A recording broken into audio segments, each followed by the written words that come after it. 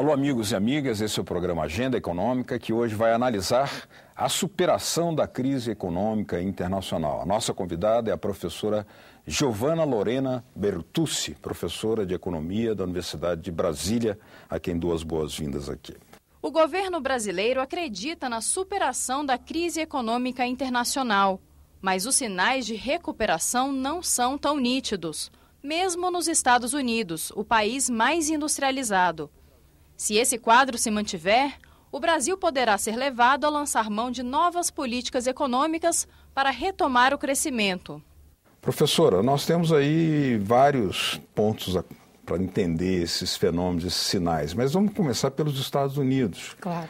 Porque, para muitos analistas, os sinais que a economia norte-americana tem transmitido é de que haverá, sim, uma recuperação, embora sejam sinais não totalmente nítidos. A senhora acha que esse quadro é sustentável? Haverá mesmo, da parte dos Estados Unidos, que foi o epicentro da crise em 2008, essa superação? Bom, eu acredito que há alguns sinais bastante positivos que a gente pode olhar com um viés bastante otimista. Então, se a gente for olhar, por exemplo, ano passado, o crescimento norte-americano fechou uma taxa de 1,9%. O FMI previa o crescimento para aquele ano de 1,6%. Então, fechar acima das previsões do FMI já é algo considerado bastante positivo. Além disso, a gente pode pensar em outros aspectos aí que vão configurar nesse cenário positivo para os Estados Unidos. Então, por exemplo, a gente pode pensar numa retomada das exportações no último trimestre de 2013, depois um aumento no consumo das famílias, principalmente em relação ao setor de serviços. Outros aspectos também podem ser trazidos à tona, por exemplo, o índice de confiança empresarial tem mostrado crescimento nos últimos 4 meses desse ano, né? Apesar do inverno rigoroso e de você ter um PIB do primeiro trimestre de 2014 crescendo a uma taxa considerada baixa, de apenas 0,1%, ainda assim, vários analistas analisam o crescimento do segundo trimestre agora como algo que pode vir a surpreender, né? O inverno rigoroso, ele obviamente é algo que não se espera e que é difícil de você também lidar com esse tipo de situação, mas outras coisas apontam, né, para fatores positivos. Então, por exemplo, a confiança do consumidor tem crescido, apesar de se mostrar volátil, mas tem crescido, né? A previsão do PIB para 2014, tanto do FMI, do Fundo Monetário Internacional, quanto da OCDE, da Organização para a Cooperação e Desenvolvimento Econômico, para 2014 está entre 2,6% e 2,8%, ou seja, um crescimento bem acima do que a gente observou no ano passado, né, e bem acima das últimas taxas de crescimento apresentadas pelos Estados Unidos. E para 2015 essa projeção de crescimento é ainda maior. Agora, quando a gente analisa, por exemplo, o setor do mercado de trabalho, nós notamos uma ligeira melhoria. Mas se nós observarmos o setor imobiliário, aí houve uma forte desaceleração. O que isso pode sinalizar em termos de dúvidas, de preocupação, no ritmo dessa retomada? Bom, como você disse, você está certo, né? Os últimos dados de mercado de trabalho apontam para uma melhora muito grande na criação de empregos. Os dados de abril de 2014 que fecharam agora, né, mostram uma criação grande de empregos, levando a taxa de desemprego anual dos Estados Unidos para 6,3%, que é o menor valor de taxa de desemprego desde a crise de 2008. Então, mostrando realmente que o mercado de trabalho tem melhorado nos últimos tempos e alcançado já, né, níveis próximos a antes da crise. Mas, como você disse, o setor imobiliário ainda é um setor que mostra que está um pouco patinando. Você tem algumas melhoras, por exemplo, do crédito para o setor privado, você tem algumas melhoras em termos de construção de novas casas, então você já tem alguns investimentos para a construção de novas casas, você tem algumas questões mostrando, por exemplo, que o mercado pode estar voltando a se aquecer. Por exemplo, ao aumento do preço das casas, se você pegar de meados de 2011 para cá, você observa que o preço dessas residências tem aumentado, o que poderia demonstrar, né, uma expectativa positiva para esse mercado no futuro, mas acho que ainda o principal problema nesse setor são problemas de demanda. Então, você ainda tem uma demanda baixa pela compra de casas novas, de casas já usadas e também das chamadas hipotecas. Então, isso pode estar segurando ainda o mercado. E se você for olhar, o que poderia estar por trás disso?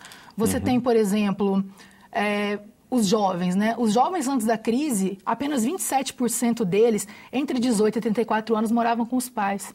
Hoje esse percentual se elevou para 31%. Então, isso, claro, é uma consequência direta da crise que vai gerar uma insegurança nessa faixa etária, e é uma faixa etária mais frágil, mais exposta ao desemprego, né? Então, se você for olhar a taxa de desemprego para a população mais jovem, ela é maior do que a média.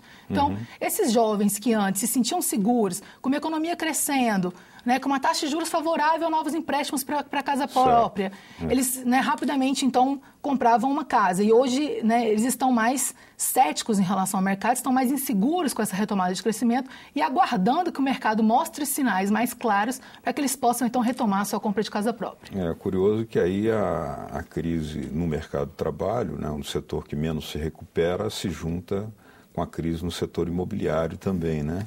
Mas eu gostaria que a senhora comentasse para nós, em caso de uma recuperação na economia norte-americana mais sustentada, mais segura, quais seriam imediatamente os desdobramentos internacionais?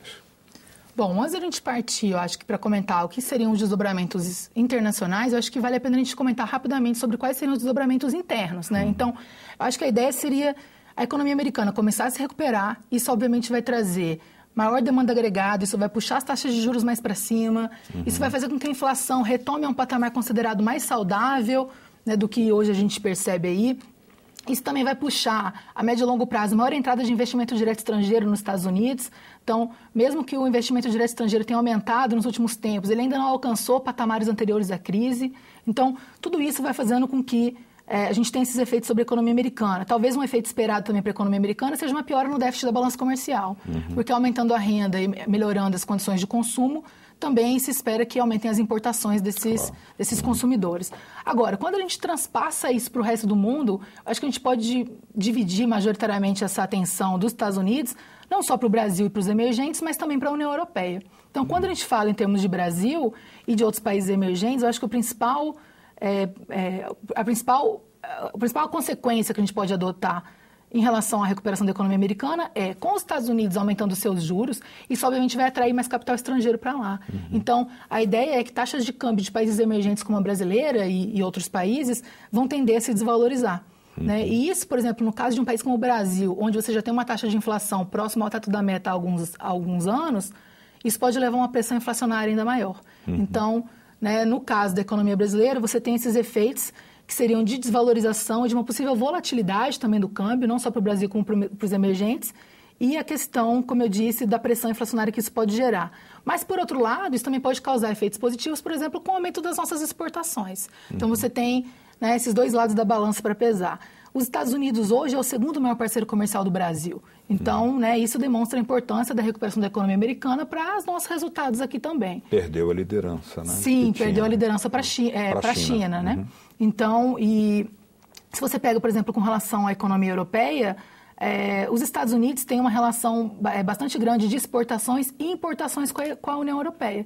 Então, hoje, por exemplo, se você pegar alguns dados, os dados de balança comercial mais recentes dos Estados Unidos com a União Europeia demonstram uma negatividade da balança comercial para os Estados Unidos. Ou seja, uma positividade dela em relação à União Europeia, o que seria positivo, por exemplo, caso os Estados Unidos viessem a se recuperar, isso poderia demandar mais importações da União Europeia e, portanto, também ajudar numa possível aceleração de crescimento da zona do euro. Agora, ao mesmo tempo que nós observamos esses sinais que a senhora analisava, há também um fenômeno que é considerado por muitos governos, né, que é como até uma política hostil dos Estados Unidos, do governo americano, ao fazer um grande lançamento de moedas, uma grande emissão de moedas, o que causa um desequilíbrio no comércio internacional, dada a possibilidade que o dólar tem de fazer a sua, digamos, presença em várias partes do mundo, né? Sem dúvida. Como é que isso deve ser analisado? Bom, quando a gente fala da questão, entre aspas, da inundação de liquidez do dólar nas economias, a ideia é exatamente isso. A gente observou, não só em economias emergentes, mas o próprio euro, um aspecto de valorização dessas moedas frente ao dólar, enquanto os Estados Unidos manteve essas fortes intervenções na economia. E, obviamente, tanto para países emergentes quanto para a União Europeia, essa valorização vai tender a puxar as exportações mais para baixo. Então, né, isso acaba gerando um aspecto de preocupação nesse sentido, ainda mais quando você olha para a União Europeia, que permaneceu em recessão por muito tempo. Então, né, isso vai fazer com que você tenha... hoje, eu acho que uma das grandes preocupações da Europa, quando você vai olhar para esse bloco, é exatamente essa, é tentar evitar uma valorização do euro. Porque se você já tem problemas na Europa em relação à competitividade de algumas economias, se você for olhar para várias economias, você tem uma produtividade muito baixa.